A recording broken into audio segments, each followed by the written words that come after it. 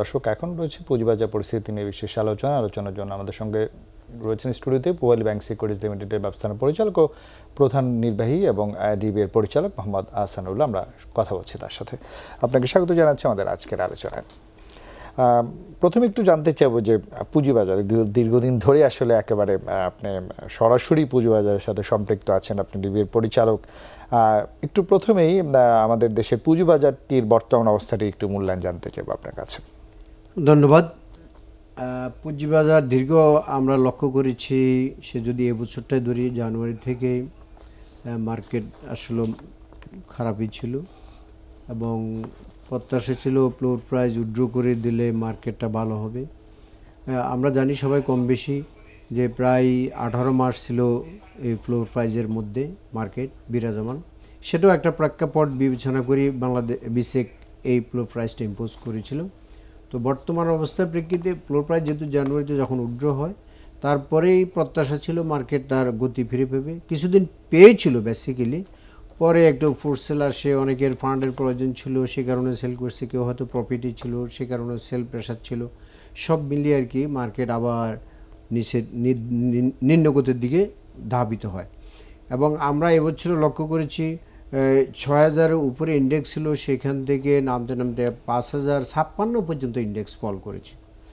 মানে খুব সিভিয়ার অবস্থা, প্রায় 1000-এর উপরে ইন্ডেক্স ফল করেছে। আর যদি আমরা আসল জায়গায় যাই, অর্থাৎ 2021 সালে যখন আমাদের ইন্ডেক্স 7400 ছিল এবং ট্রেড ভলিউম অ্যাভারেজ প্রায় 1800-1900 কোটি টাকা ট্রেড ভলিউম ছিল, সেই তুলনায় কিন্তু মার্কেট কিন্তু অনেক নিম্ন লেভেলে অবস্থান করতেছে, যেটা বলার মতো না। যারা পোর্টফোলিও ম্যানেজ করেন ইন্ডিভিজুয়াল লেভেলে আর প্রাতিষ্ঠানিক লেভেলে, সবারই পোর্টফোলিওতে মোর দেন 40% আনরিয়েলাইজ লস বিরাজমান আছে। তো আশার বাণীটা হলো এই গত কয়দিন থেকে আমরা আবার লক্ষ্য করতেছি মার্কেটটা আবার তার একটা গতি পাচ্ছে। Trade volume as well as index দুইটারে মুভমেন্ট হচ্ছে। আজকে ইতিমধ্যে আমরা লক্ষ্য করেছি অলরেডি 111 পয়েন্ট পজিটিভ ইন্ডেক্স বিরাজমান আছে, ট্রেড ভলিউমও সমতালে বাড়তেছে। এটার পিছনে হলো দীর্ঘ অনেকদিন খারাপ থাকার কারণে মানুষ তো এইটার মধ্যে যারা বিনিয়োগকারী তারা একটু শঙ্কায় ছিল যে আরো হয়তো অনেক পতন ঘটবে, সেই কারণে তারা অনেকেই লস টেক করছে, অনেকে হয়তো ধৈর্য ধরে রেখেছেন, অনেকে সাইডলাইনে ছিল, অনেকে ফান্ড ফ্রি করে রেখেছেন। এখন যেহেতু আমাদের একটা বাজেট ইতিপূর্বে অলরেডি আমরা জানি জুন মাসে বাজেট ঘোষণা হয়েছে, জুনের 30 তারিখে এটা অ্যাপ্রুভ হয়েছে এবং ফিনান্স বিলটা তার আগে অ্যাপ্রুভ হয়েছিল। তো সেখানে একটা দিক যেটা আসলো যে আমাদের এই শুধু শেয়ার মার্কেটের সাথে সম্পৃক্ততা ছিল না, এটা দেশের ওভারঅল ইকোনমির সাথে একটা সম্পৃক্ততা বিরাজমান ছিল। আমাদের এটা নিয়ে রিজার্ভের একটা ইস্যু বিরাজমান ছিল যে আমাদের রিজার্ভ ঘাটতি আছে বা কমতি আছে। তবে আমরা কিছুদিন আগে যেটা রিপোর্ট পেলাম, নেট রিজার্ভ এখন আমাদের 16.11 বিলিয়ন বিরাজমান আছে নেট রিজার্ভ। তো সেটা একটা সন্তোষজনক পর্যায়ে আছে, সেখানে একটা প্রত্যাশা বা মানুষের স্বস্তির একটা বিষয় বিরাজমান আছে। সুতরাং পুঁজিবাজারে আর একটা বিষয় যেটা দাঁড়ালো সেটা হলো আইসিবি, আমাদের যে মার্কেটে আমরা জানি অনেকেই তারাও অ্যাক্টিভ প্লে করে, তারা এখন অ্যাক্টিভলি তারা মার্কেটে পার্টিসিপেট করতেছে, সেটা আরেকটা ইন্ডিকেটর কাজ করতেছে। থার্ড যে ইস্যুটা সেটা হলো আমরা ইতিমধ্যে লক্ষ্য করেছি টেকনো ড্রাগস লিমিটেডের আইপিওতে প্রায় আমরা যে ইনফরমেশনটা পেলাম 2400 কোটি টাকার উপরে মানে আবেদন জমা হয়েছে, জায়গাটা বোঝা গেল। এবং সেই টাকাটা অলরেডি ইতিমধ্যে বরাদ্দ হয়ে গেছে এবং যারা পেয়েছেন তারা তো পেয়েছেন, যেটুকু পান নাই সেটুকু ম্যাক্সিমাম পোর্শনটাই আবার তাদের বিও অ্যাকাউন্টে চলে আসবে। এই ফান্ডটাও এখন এই মার্কেটে অলরেডি রুলিং শুরু হয়ে যাচ্ছে। তো সব মিলিয়ে আর কি মার্কেটের এই মানে পজিটিভ ট্রেন্ডের অবস্থাটা আমরা লক্ষ্য করতেছি। আমরা একটু আসতে চাই যে অনেক বছর ধরে আপনি কাজ করছেন বা আমরা কাজ করছি, প্রতি বছরই বাজেট আসলে নানা ধরনের আলোচনা হয়, প্রত্যাশা হয়, প্রাপ্তি হয়তো বা পুরোপুরি হয় না, বা খুব বেশি খারাপ কিছু এসছে পুঁজিবাজার নিয়ে সেটা আমি বলছি না, কিন্তু প্রতি বছরই আমরা দেখছি যখনই এই সময়টা আসে নানা ধরনের গুজব সৃষ্টি হয়, বাজারে বেশ পতনই আমি বলবো আসে, তারপরে কিন্তু ধীরে ধীরে ঘুরে দাঁড়ায়। মাঝখান থেকে এই সুযোগে একটা সুযোগ সন্ধানী গ্রুপ কিন্তু সুযোগ নেয় এবং আমাদের যারা একেবারে প্রান্তিক বিনিয়োগ বা ইন্ডিভিজুয়াল বিনিয়োগকারী তারা কিন্তু সুযোগটি দেন, বারবার কিন্তু তারাই মার খাচ্ছেন। এই জায়গাগুলো আসলে আমরা কেন পরিবর্তন দেখি না? না, এখন বিষয়টা যেটা হলো বাজেটে আপনি যেটা বললেন, বাজেটে প্রত্যেকটা সেক্টর থেকে একটা তাদের চাওয়া পাওয়ার একটা প্রপোজাল থাকে। যেমন আমাদের ক্যাপিটাল মার্কেটে আমাদের সেক্টর থেকেও একটা প্রপোজাল আমাদের ডিবিএ এর তরফ থেকে ছিল, বিএমবি এর তরফ থেকে ছিল এবং ঢাকা স্টক এক্সচেঞ্জের পক্ষ থেকেও ছিল। এখন ওভারঅল দেশের অর্থনীতি প্রেক্ষাপট বিবেচনা করে গভর্নমেন্ট চিন্তা করছে যেটা যেটা করণীয় সেটা হয়তো বিবেচনা করছে, যেটা সম্ভব না সেটা করে নাই। তবে অনেকের হয়তো একটা প্রত্যাশা ছিল যে ক্যাপিটাল গেইন ট্যাক্স যেটা নতুন করে যে 50 লাখ টাকার উপরে গেইন করলে সেটার উপর ট্যাক্স ইম্পোজ এবং রেগুলার ইনকামে কয়জন করছে। এখন এই প্রশ্নটা আমি আসতেছি ওই জায়গাটায়, সেটা সত্যিকার অর্থে 50 লাখ টাকা পর্যন্ত গত আমরা যদি সত্যিকার অর্থে চিন্তা করি 95% লোক এই আওতায় পড়তেছে না। তারা 50 লাখ টাকা পর্যন্ত তারা ক্যাপিটাল গেইন করতে পারে না। তার মানে কেন আমরা আতঙ্কিত হব? তার মানে ম্যাক্সিমাম লেভেল অফ ইনভেস্টর অথবা পার্টিসিপেন্ট তারাই কিন্তু এই 50 লাখ টাকার আওতার বাইরে চলে আসছে। তো প্রথম হয়তো বুঝতে পারে নাই, পরবর্তী যখন বুঝতে পারলো যে আমি তো আসলে গত 2 বছর বা 3 বছরে এই ক্যাপিটাল গেইনটা করতে পারি না, সুতরাং আমি কেন আতঙ্কিত হচ্ছি? এখন সেই জিনিসটা বোধগম্য হওয়ার কারণে অনেকে আবার এখন পজিটিভ ভাইবে আসছে। এটা একটা পজিটিভ দিক। আর আমার কথা হলো এই মার্কেটটা আসলে অত্যন্ত সহনশীল এবং সেন্সিটিভ একটা মার্কেট। এখন অনেক সময় অনেক নিউজ আসবে, সেই নিউজগুলোর সঠিকতা যাচাই করা প্রত্যেকটা বিনিয়োগকারীর উচিত যারা মার্কেটের সাথে ইনভলভ আছেন। কতটুকু আমার সাথে সম্পৃক্ত, কতটুকু না সেটাও দেখা উচিত, বা যে ডিসিশন আসলো এটি আমার স্ক্রিপ্টে কোনো আঘাত করবে কিনা সেটা একটা বিষয়। আর আরেকটা বিষয় হলো একটু এই মার্কেটে আসতে হলে একটু ধৈর্য থাকতে হবে। মূল কথা হলো এটা। আমি সবসময় ইতিপূর্বে আমি বলে এসেছি যে প্রত্যেকের ফান্ডের মানে সারপ্লাস পুরোটাই এই ক্যাপিটাল মার্কেটে আনা উচিত না। তাদের একটা সেগমেন্ট সে হয়তো এখানে আনবে, বাকিটা তার হয়তো এখন সঞ্চয়পত্র আছে বা অন্যান্য ট্রেজারি বন্ড আছে বা অন্যান্য সেগমেন্টে সে করতে পারে। তার ফান্ডের একটা পুরো অর্থটা শুধু পুঁজিবাজারে একেবারে একবারে বিনিয়োগ করে ফেলবেন, এটি ঠিক নয়। এটা তার জন্য যেমন ক্ষতিকর, পুঁজিবাজার থেকে যখন একটা ফোর্স সেল করে আবার টাকা উঠাবে তখন সেটা মার্কেটের জন্য ক্ষতিকর। এই জায়গাগুলো যদি সংশোধন হয় তাহলে যে কোনো নেগেটিভ নিউজ হোক অথবা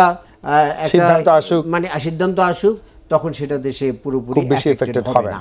আমরা একটা ছোট্ট বিজ্ঞাপন বিরতি নিচ্ছি, আবার আলোচনায় ফিরে আসবো। প্রিয় দর্শক, নিচ্ছে একটা বিরতি, আমাদের সাথেই থাকুন।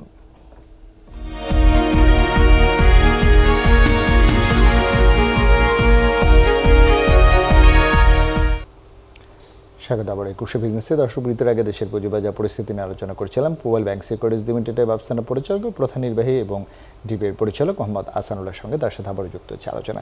যারা আহসানুল্লাহ, এবার একটু আসতে চাই যে পুঁজিবাজার আসলে আমাদের অর্থনীতি, পুঁজিবাজার নিয়ে অনেক মিশ্র প্রতিক্রিয়া আছে। আমাদের অর্থনীতি বা স্মার্ট বাংলাদেশ বিনির্মাণে আমরা যেভাবে এগিয়ে যাচ্ছি, আমাদের পুঁজিবাজার কিন্তু আমরা সেভাবে এখনও পর্যন্ত এগিয়ে নিতে পারিনি। আমরা ডিমিউচুয়ালাইজেশন হয়েছি, স্ট্র্যাটেজিক পার্টনার পেয়েছি, কিন্তু গুণগত পরিবর্তনের জায়গা নিয়ে প্রশ্ন আছে।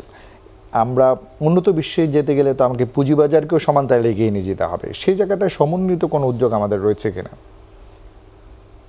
আমাদের সমন্বিত উদ্যোগের মধ্যে যে জিনিসটা আসলে ফরেন পার্টিসিপেশনটা আমাদের বাড়ানো দরকার।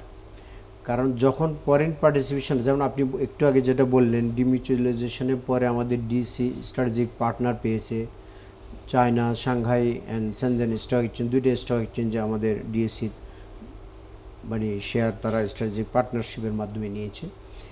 তারা নেওয়ার ফলে যে জিনিসটা হলো, একটা হলো টেকনিক্যাল নোহাউটা আমরা আমাদের এখানে শেয়ার করতে পারতেছি, আর একটা হলো আইটি সেক্টরে যে ইমপ্রুভমেন্টটা দরকার তাদের তরফ থেকে সেই জিনিসটা পাচ্ছি।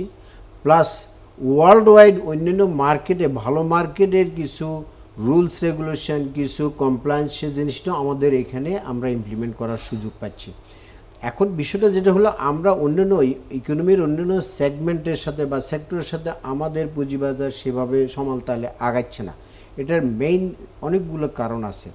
আমরা যদি বলি, একটা হলো আমাদের এই মার্কেটটা অন্যান্য সেগমেন্টের চাইতে প্রথম কথা হলো অত্যন্ত সেন্সিটিভ ইস্যু, স্পর্শকাতর ইস্যু এখানে এক। নাম্বার টু হলো এখানে যারা অনেকে এটাকে ব্রেড অ্যান্ড বাটার হিসেবে নিচ্ছে, ডেইলি ট্রেডার হিসেবে আসতেছে, সেটা আরেকটা মানে ভালো দিক না। এখানে আমরা সবসময় বলে আসতেছি যে এটাকে একমাত্র জীবিকার প্রধান লক্ষ্য হিসেবে নেওয়া ঠিক না। তৃতীয়ত যে বিষয়টা হলো, আমাদের এখানে কমপ্লায়েন্সের পার্টও কিছু কিছু গ্যাপ অনেক সময় দেখা যাচ্ছে, বিভিন্ন লেভেল থেকে হচ্ছে, সেটা একটা বিষয়। থার্ড যেটা হলো আমাদের ফরেন, এই যে আমাদের রেগুলেটর থেকে যে পলিসিগুলো হয়তো তারা মার্কেটের স্বার্থে করতেছে, বাট যারা এটার ইমপ্লিমেন্টেশন করবে, যাদের মাধ্যমে এটা বাস্তবায়ন হবে, তাদের কাছে অনেক সময় মনে হচ্ছে এগুলা খুব ফ্রিকোয়েন্ট পলিসি চেঞ্জ হচ্ছে, এই যে একটা বিষয় বিরাজমান অবস্থা আছে, তো সেগুলোর একটা মানে দিক বিবেচনায় হয়তো রাখা দরকার ভবিষ্যতের জন্য। তো পাশাপাশি যে জিনিসটা দরকার সেটা হলো আমাদের দেশে টোটাল ওভারঅল ইকোনমি, যেটা আমরা যদি চিন্তা করি ওভারঅল ইকোনমি তো এখন একটু ভালোর দিকে যাচ্ছে।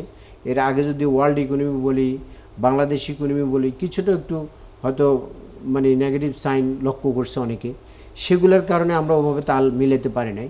তারপরও আমি মনে করি Bangladesh securities and exchange commission এই অর্থাৎ ইকোনমির অন্যান্য সেগমেন্টের সাথে তাল মিলাইয়া ওঠার জন্য ইতিমধ্যে অনেকগুলো তারা ইনিশিয়েটিভ নিয়েছে। একটা হলো রোড শো, ওয়ার্ল্ড ওয়াইড সারা বিশ্বে রোড শো করতেছে, আমাদের শেয়ার মার্কেটটা তুলে ধরতেছে, এখানে বিনিয়োগ করার জন্য আকৃষ্ট করা হচ্ছে, সেখানে ফরেনার আছে, তারপরে এনআরবিজ আছে, বাংলাদেশে যারা বাইরে আছেন তাদেরকে আকৃষ্ট করা হচ্ছে।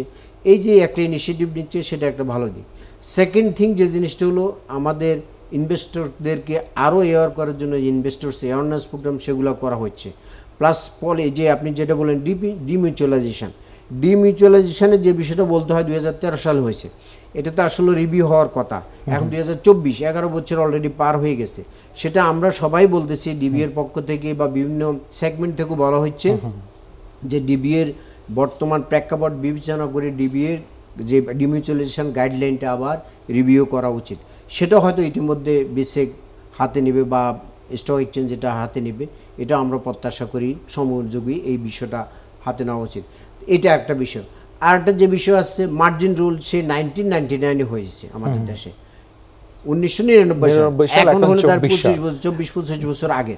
তো সেটাকে কারেকশন করার জন্য বা সেটাকে করার জন্য সেটাও অলরেডি বেসিক ইনিশিয়েটিভ নিয়েছে। আবার মনে হয় এই পলিসি রিফর্মগুলা এসে গেলে আমি মনে করি আমাদের ক্যাপিটাল মার্কেট একটা পর্যায়ে চলে যাবে, তখন সেখানে ট্রান্সপারেন্সি বলেন, সেখানে স্টেবিলিটি বলেন, মার্কেটের ডেপথ বলেন, সব কিছু। জনাব আহসানুল্লাহ, আমাদের আরেকটি জায়গায় অনেক আলোচনা, যদিও এটি আসলে আপনাদের কাজ নয়, কিন্তু স্টক এক্সচেঞ্জের একটা ভূমিকা আছে। বিশেষ করে আমরা প্রায় সময় আলোচনা করি যে ভালো কোম্পানি কেন তালিকাভুক্ত হয় না। আমরা বিদেশি যে মাল্টিন্যাশনাল কোম্পানিগুলো আছে সেগুলোর তালিকাভুক্তের জায়গায় অনেক আইনগত বাধা আছে, যারা আছেন তারাও কতটুকু শেয়ার অফলোড করেছেন সেগুলো নিয়ে প্রশ্ন আছে। এই জায়গাগুলো আসলে তো পরিবর্তন প্রয়োজন, এবং আমাদের যে ট্যাক্স গ্যাপ পলিসি, বিশেষ করে লিস্টেড নন লিস্টেড, সেটি নিয়েও নানা মিশ্র প্রতিক্রিয়া আছে। এই জায়গাগুলোর যদি ঠিক না হয় আমরা ভালো কোম্পানি কিভাবে প্রত্যাশা করব? হ্যাঁ, ডিসির এই বিষয়টা নিয়ে অনেক, ঢাকা স্টক এক্সচেঞ্জ হলো আমাদের প্রথম এবং প্রধান ক্যাপিটাল মানে স্টক এক্সচেঞ্জ পুঁজিবাজারে, যেটা স্টক এক্সচেঞ্জ তো পরে হয়েছে যাই হোক, আর এবং এখানে হলো ম্যাক্সিমাম ট্রেডটা এই স্টক এক্সচেঞ্জে হচ্ছে। এই ডিসির এই বিষয়টা নিয়ে অনেক সময় অনেক রকম বক্তব্য আসতেছে।